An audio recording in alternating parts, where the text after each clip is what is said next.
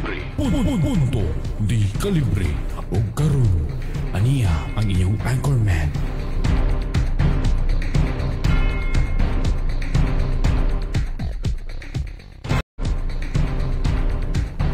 Atong pasudlon sa linya si Ustad sa Ibrahim Romas. Okay, Ustad? Okay na. Okay. Ustad, assalamualaikum warahmatullahi ta'ala wabarakatuh. Waalaikumsalam warahmatullahi wabarakatuh. Yan, Ustad, sa sukran na sa imong time karong buntaga, kabaluta. Very busy ang atong linya, hilabi na sa pagpadangat o kining mensahe sa Islam dira sa atong mga kaigsunan. But napukaw man gud ang atong atensyon with regards sa aning issue sa pagpost ni Ambassador Locsin, no, nining iyang statement nga Palestinian children should be killed, but unsay paglantaw karon sa ato ang mga kaigsunan Muslim, ilabi na sa mga adunay kaalam sa pagtulon ng Islam, pagtulon ang Islam, Ustads. Go ahead. Una ito si Mr. Teodoro Locsin Jr., palagay ko si TD Boy. Ang utak nito baka naging TD Bear na. Tapos ito mahina sa history, Middle East history. Okay. Kasi kung naman pa niya ang sugilanon sa Middle East, siya siguro magbitaw ng mga salita ay pag-aralan mo na niya ang background. Correct. Kasi maskin unsa nga relihiyon, not every religion, even walang religion, even atheist, bawal patayin ang mga bata. Correct. Sa mga bata. Ang mga bata this is against the international law in United Nations na ang bata, even in war, ang mga bata ay talagang spare ang mga bata at ang mga non-combatants even if there is world war. Tapos ngayon kanya ipapatayin niya yung mga bata. Ano kaya ang isip nito kung supposing dito sa atin, di ba, may mga NPA? Yeah. Ang NPA nga branded by the government as terorista, mga NPA. Paano kaya kung sasabihin din natin na or siyang magsabi, patayin lahat ng mga NPA, anak ng NPA. Dahil pag lumaki itong mga anak ng NPA, maging NPA din ito. At mga terorista itong NPA, dapat yung mga anak nila papatayin. Ano na lang ang pag-iisip nitong klaseng tao? Ano ba? TD Bear na. Saka sabihin natin, dyan sa palagay natin, yung sinabi ng mga subversive dyan sa Mindanao, yung mga is branded as Abu Sayyaf. Pwede ba sabihin na ang lahat ng mga anak ng mga membro ng Abu Sayyaf, papatayin natin mga anak nila? Dahil pag lumaki yan, maging Abu Sayyaf na rin. Is that acceptable? Correct. Ito yung pangalawa, ito ni Mr. Gadon Ang utak ni Gadon, ni Attorney Gadon, kung sabi niya patayin bata, matanda, pati cockroach papatayin. Kasama ito Actually, sa pangyayari ngayon, sabi ng sa mga report ngayon mula sa Gaza, more than 2,000 out of 25, October 25, ngayon 26 I think. 26 ngayon. 25 kahapon.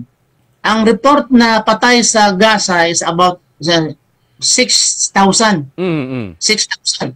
And more than 2,000 mga bata. Okay. Ito, masabi ko nga kay Gadon ito, luwag sa puso niya and he is happy to say, good job. Mga Israelites, good job.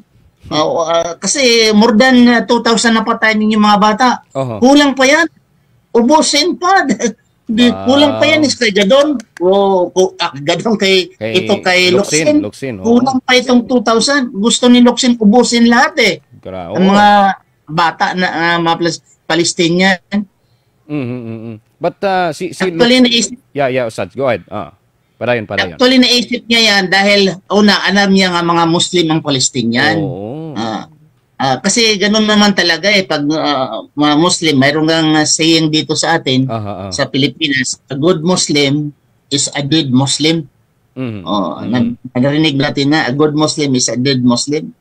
Actually, ito ang mga mentality, halos Ngayon siguro na-educate ng mga Pilipino, pero noon araw, yung Kristiyano pa ako, pag Muslim, talagang masama ang mga Muslim. Terorista agad. Oo. Pag sinabing Muslim, Ustad, terorista agad. Oo. Oo. But kumbaga nagpalabas din ng statement si itong si Locsin Ustads na sarcasm daw. Kumbaga sarcastic yung post niya. Anong masasabi mo dito, Ustads? Sarcasm man dyan, hyperbolic man dyan, idiomatic man dyan.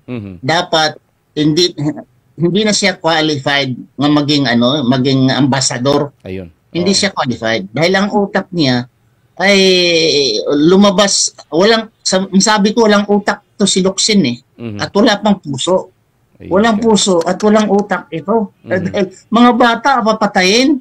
Naku naman, kahit nga siguro magmasakir ka ng mga aso, anak ng mga aso, anak ng mga hayop, imasakir mo ay maawa ka Correct. Pero, papatayin ang lahat ng mga aso. Ay, example lang. Maawa kayo, lahat ng aso papatayin. Bakit naman? Ano pa kayang lahat ng mga bata papatayin? Dahil ba kayo mga Muslim? Kasi yun naman mentality sa atin Basta Muslim masama okay lang sa harapan mo, smile, pero sa pagtalikod na mga Muslim yan, mga pagano yan, mga antikristo yan, dapat mamatayan. Actually, what happened sa Israel, hindi ako magtataka. Yeah. Dahil ito ay kasulatan sa Biblia. Nandyan yan sa Biblia Ang mga kaaway, kalaban ng mga Israelis, dapat patayin. Mga kalaban, the enemy of the Israelites should be killed. Men and women, at mga matatanda and infants, pati hayop dapat papatayin. If you are the enemy of the Israelites, should be killed. Even the animals. Saan mabasa? 1 Samuel chapter 15, Biblia. verse 3. Sana, yan ang naka-inspire sa kanila. Diyan ang nagbigay ng espiritu na walang awa sila sa mga tao dahil ang mismong kasulatan nila nagsasabi ang kaaway nila ay dapat papatayin bata, matanda, infants, non-combatants, patayin lahat including animals. It's in their Bible. At itong Biblia ng mga Hudyo ay talagang ningunguya din ito, nila sa plasap din ito ng mga dati akong Kristiyano and I believe what's written in the Bible. Correct.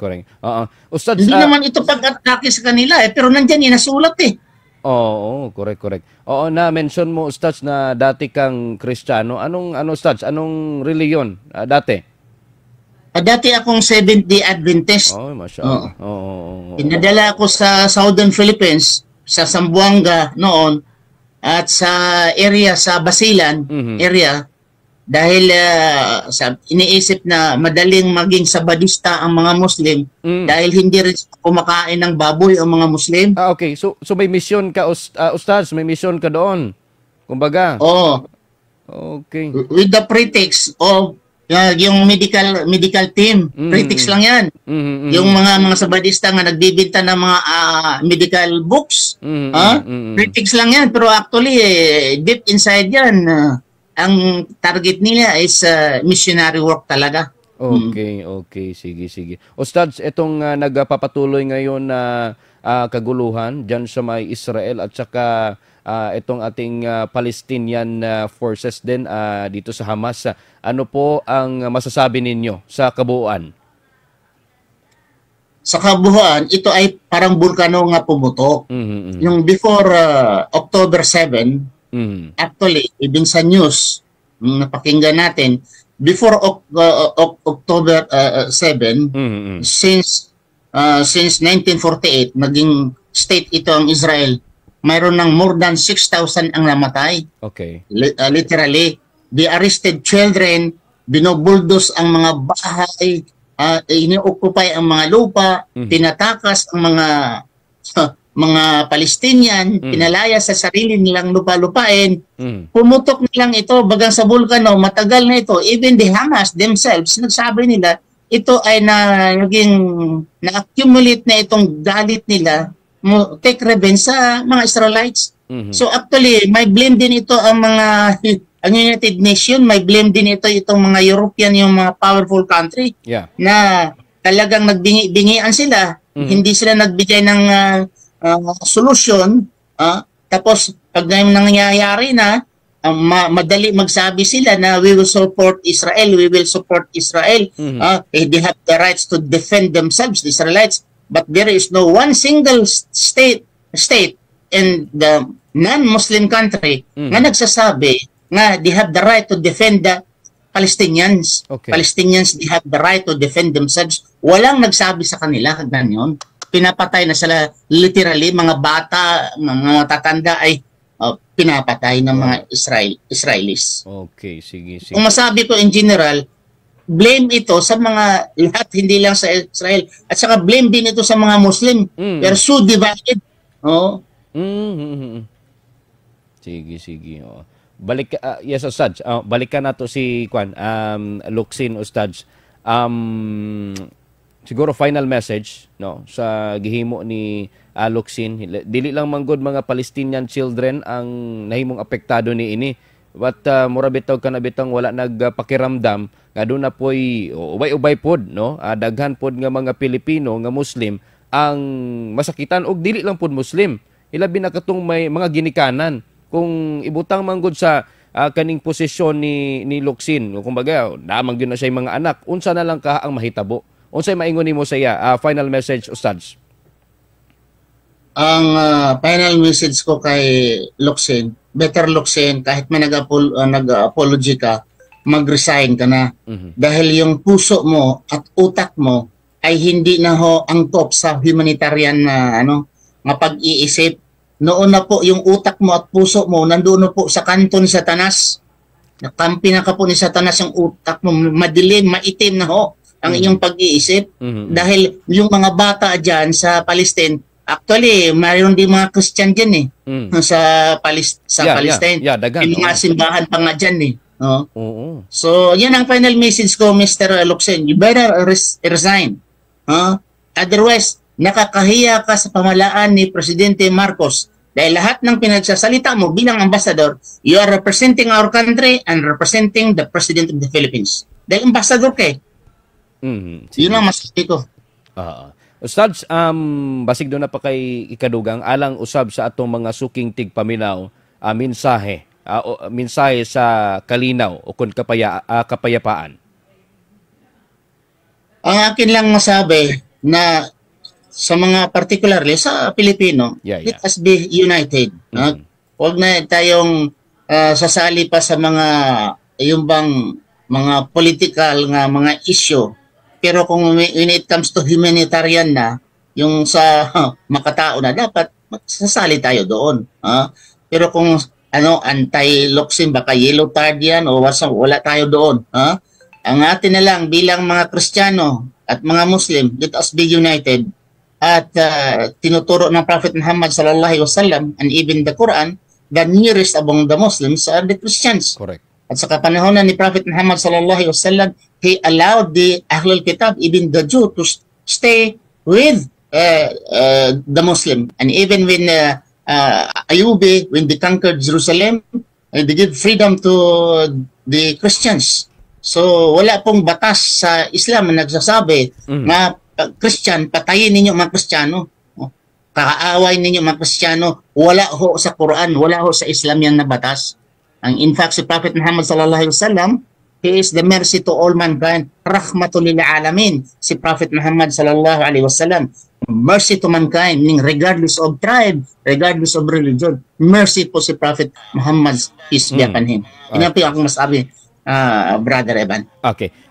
Lastly, Ustads Ibrahim, basig doon na kay i-greet diri sa Soc Sargent region. May mga may mga kaparyantihan baka diri sa Soc Sargent? Daw Ilonggo ka to, how? Ilonggo gede, pertigi kay Ilonggo. Dira man ko naka-eskwela ko dahil sa dira sa Notre Dame for Boys sa General Santos. Nag-first year kag second year ako dira.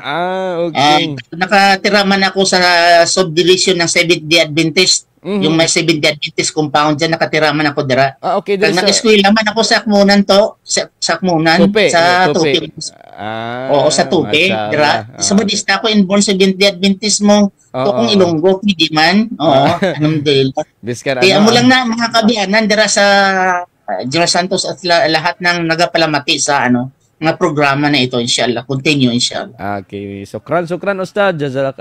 Salamat sa imong oras Ustad sa atong programang Punto de Calibre diri sa Mega News FM. Inshallah Ustad sa sunod na pod nga may mga concern ingon man may mga issues usama ni ini, inshallah ma-invite ka gyapon namo. Nindot ang atong isgutanan karong buntaga. Sukran Ustad. Okay, assalamualaikum warahmatullahi wabarakatuh. Waalaikumsalam warahmatullahi taala wabarakatuh.